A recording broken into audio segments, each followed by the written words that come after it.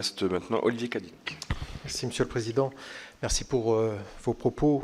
Oui, vous avez mentionné la rivalité stratégique entre la Chine et les États-Unis dans l'Amérique latine. Elle se démontre aussi par l'arrivée des précurseurs chimiques chinois qui arrivent par les ports. Vous avez parlé de Shanghai, mais la cocaïne se compose aussi des précurseurs chimiques chinois qui envahissent donc l'Amérique latine. C'est un des sujets qui va m'amener à vous parler du développement du crime organisé et donc des cartels qui sont considérés désormais comme des organisations terroristes aux États-Unis et qui, à mon avis, c'est un peu le game changer parce qu'on parle de trafic de drogue, mais on aurait pu parler de l'Orénoque et donc de ce que font les militaires vénézuéliens aux sources de l'Orénoque pour faciliter le trafic de métaux précieux. Mais on aurait pu parler aussi du trafic d'êtres humains, de tout ce qui se passe sur cette zone. Vous avez justement rappelé la présence de l'ENL et puis la proximité entre la Colombie et le Venezuela dans ce domaine. Et donc, je pense que c'est effectivement une raison qui nous amène à nous préoccuper de ce qui se passe aussi en Colombie.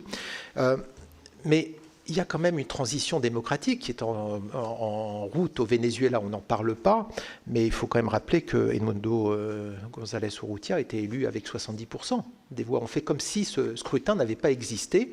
C'est quand même un peu surprenant, puisque en réalité, le devenir de ce pays est pour l'instant imbriqué dans des réseaux d'influence et d'ingérence. L'Iran, la Russie, la Chine, Cuba, au Venezuela, c'est un vrai sujet, mais aussi les acteurs tels que le Hezbollah, présent. Ça aussi, j'aimerais savoir ce que vous pensez de ce qui se passe et de l'impact avec l'Iran, les groupes paramilitaires, les organisations criminelles.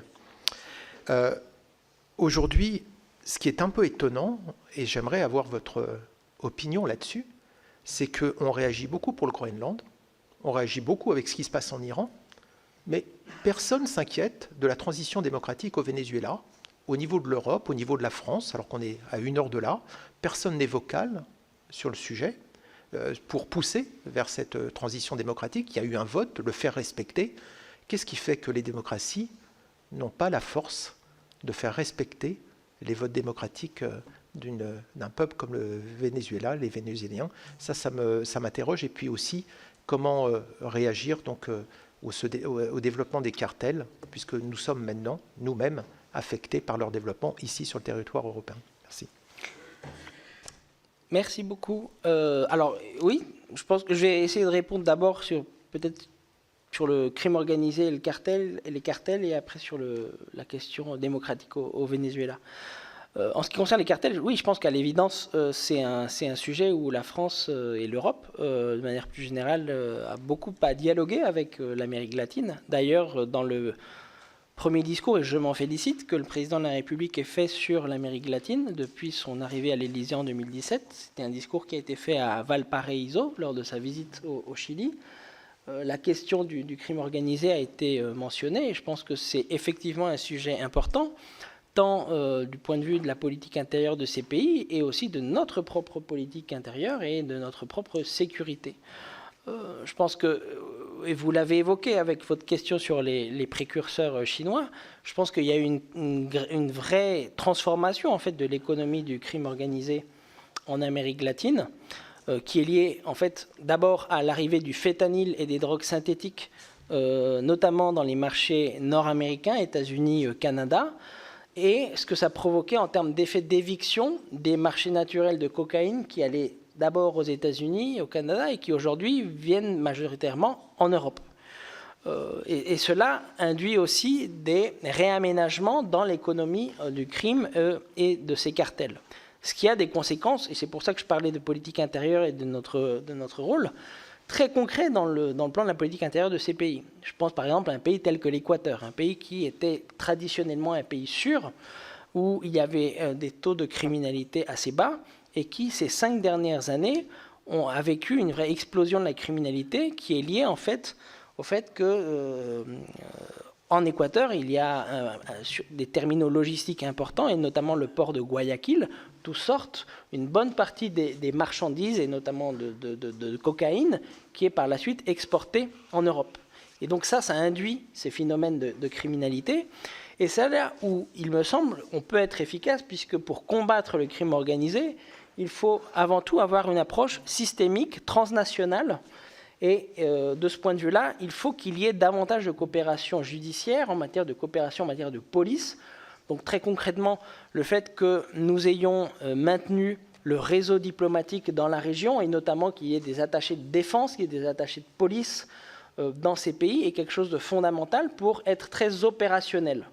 Parce qu'il faut, d'une part, renforcer ces coopérations en matière d'entraide judiciaire, policière avec ces pays, justement pour aller à la source et pour penser au modèle économique dans son ensemble, c'est-à-dire pas uniquement capturer les dealers ici, mais remonter la chaîne jusqu'aux producteurs.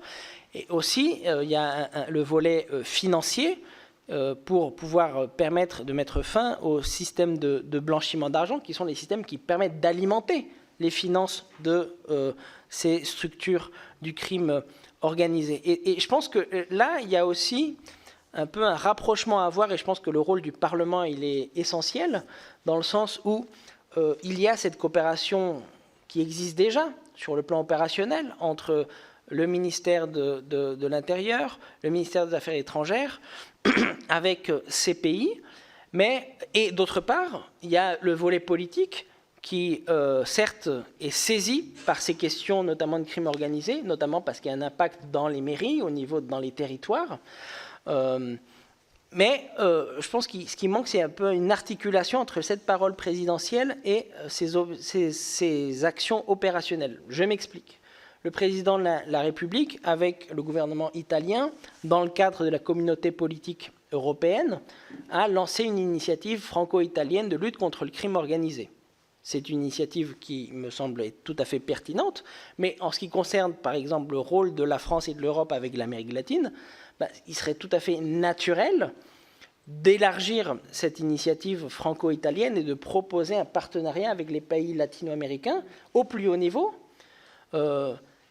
pour justement donner un support politique aux actions opérationnelles qui existent déjà, coopération au niveau ministériel de nos ambassades sur place, pour articuler des réponses plus fortes et pour qu'il y ait des moyens qui accompagnent justement ces prises de décision et ces actions opérationnelles. Donc je pense que là, il y a aussi un volet où on peut non seulement faire en sorte que la France soit plus présente, mais que la France suscite l'intérêt des institutions européennes, de notre partenaire européen, pour disons, s'attaquer à ce défi du crime organisé, puisque, une fois encore, et je tiens à le souligner, la réponse, elle est transnationale, et on ne peut pas du tout être dans un cadre national, puisqu'on fait face à une économie du crime. Et pour pouvoir répondre à ces criminels, ce qu'il faut, c'est arriver aux finances, et donc à casser leur modèle économique.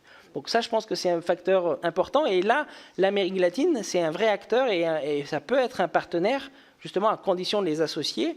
Et de ce point de vue-là, je pense que l'initiative franco-italienne, elle est aussi pertinente sur le plan politique, puisque c'est quelque chose que je n'ai pas développé dans ma présentation, mais l'Amérique latine est aujourd'hui un continent qui est fragmenté, qui est divisé, avec de très fortes polarisations politiques. Et là, très concrètement, par rapport au crime organisé, le fait qu'il s'agisse d'une initiative franco-italienne, c'est pertinent parce que Giorgia Meloni a davantage d'accès et d'affinité avec certains gouvernements plus proches de Trump qu'à la France. Donc je pense que c'est une initiative qui peut être pertinente.